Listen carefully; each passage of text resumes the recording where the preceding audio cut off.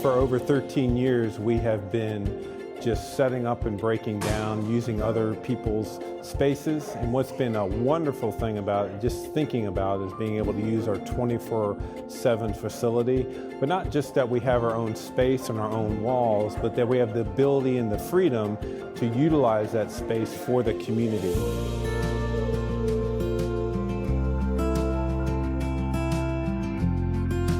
Just practically speaking, we can have services for Easter and holidays, New Year's Eve, Christmas Eve, things like that, that previously weren't options. Secondly, people can actually have a place that they can come to where they need help during the week. That could be police officers.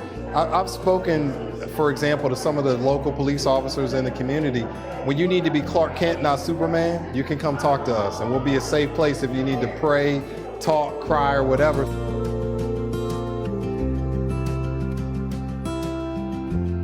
As a worship leader, I'm really excited about being in a new space, not having to set up every morning. I'm just excited about what God's gonna do with His people, among the community, and through Wellspring.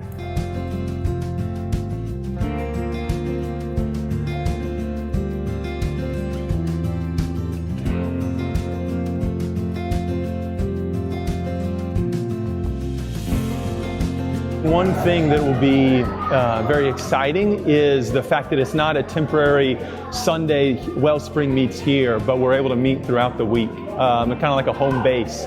It's I wouldn't say an end, but a new beginning. God has wonderful plans for Wellspring to move to the new facility. The fact that we'll have our own building will allow us to have a lot more ministry and outreach to the community around us, to have a facility that we can invite people into any time of the week.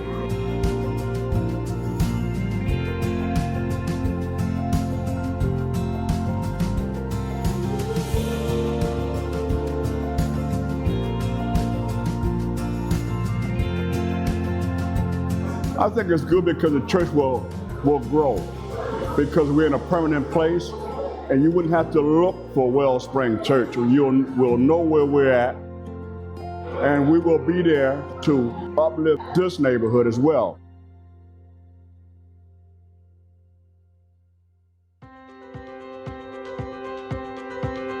The area where the building is kind of at the mix of a few different areas, some that would be considered almost a little bit hood, and then some that are kind of affluent.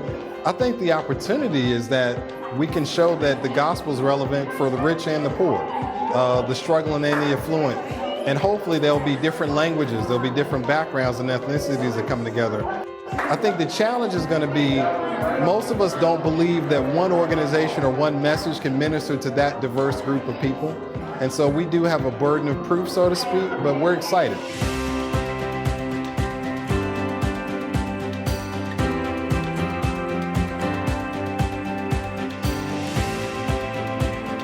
I think that with anything with diversity, it's always discomforting. It's a challenge, but it's necessary in order for us to grow, the community and the church. I mean, I think the challenges would probably be similar to almost any place. I mean, people always have needs. They have physical needs, they have spiritual needs, and thankfully the church is going to be in the community, to be that light and to be that hope for those in the community.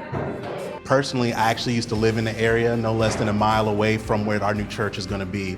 So I completely understand the dynamics of being able to wash my own clothes versus being able to go to the laundromat no less than 50 or 60 feet away, and the different people that are in each one of those spaces. Bringing that space together in our building at 1404 is going to be a great opportunity. The great thing that I find about Wellspring is that we are taking to this diverse community a diverse church, a diverse congregation of people.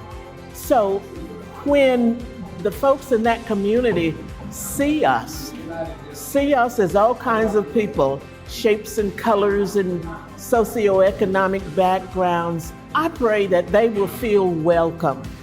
The hope is that this community would see that God is not the God of the rich. He's not the God of the poor, or the black, or the white, or the Hispanic. He is the God of the nations. Through Christ, that dividing wall of hostility has been taken away.